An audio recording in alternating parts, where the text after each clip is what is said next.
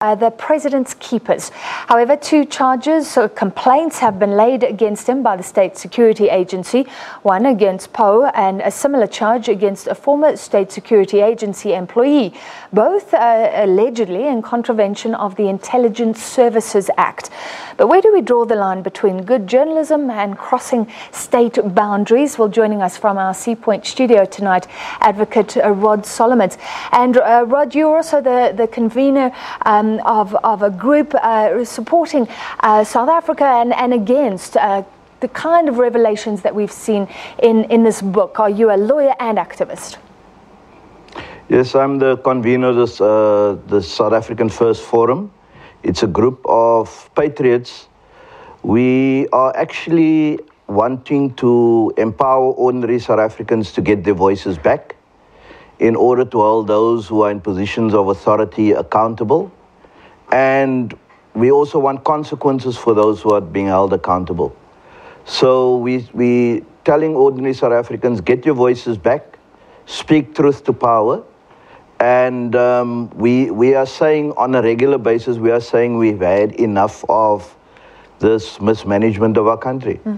And we are seeing more activism, also Future South Africa, an umbrella body for various groups. But is there enough unity to make this a unified pushback, I guess?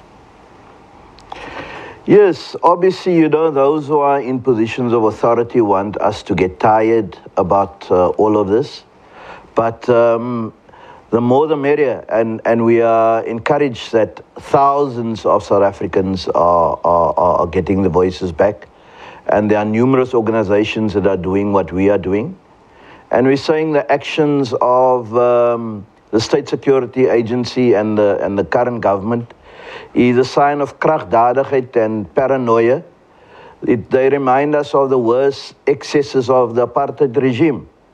And it's amazing getting to the Jacques Pauw issue. It's amazing how quick the Hawks and the NPA is to act against a retired journalist, and they're trying to find out the whistleblower. And we are still, as civil society, waiting on the NPA to act in terms of the charges that we as civil society have laid against President Zuma and some of his cronies over the last few years. And isn't it amazing that South Africa has got, the government is pronouncing, and Deputy President, all of them are saying there must be whistleblowers, people must talk up against corruption and maladministration. And now when these revelations are coming out, the State Security Agency actually want to go and find out who are these whistleblowers. It is just mind-boggling. So the State Security Agency, its actions, there's no doubt, have raised interest in the book, perhaps even sales. But do you have any fear that one or both of these men will actually face jail time? I mean, there is a law there. I think they are clutching at straws, because up to today we do not know what are the charges that Pauw or any of the other whistleblowers needs to face. So the government is, they're unsure what to do. And you know what the beauty about all of this is, it would actually be great if they could go to court, because then all must be revealed in open court. And the one thing that will triumph that state security legislation is a little book that's called the Constitution of the Republic of South Africa. So whatever they are doing must pass constitutional muster. And we will mobilize thousands of South Africans if they continue, and if they charge them, to each one to contribute at least 50 Rand to support the court case, because we would want the truth to come out. So then the State Security Agency and the President needs to indicate what is the truth. They need to say where there have been lies in that book, and they must point out what are the lies. And then if the President really wants us to believe him, why don't he just do the thing and make his tax affairs available? so that we can see whether he actually revealed all of his income for that period under discussion. Rod, if what you're saying is true in finality, then the good guys who are meant to be protecting the state are the bad guys, the cops, the law enforcers, the investigators, the prosecutors. What do you do then? And I guess investigative journalism is that bastion that we need to defend.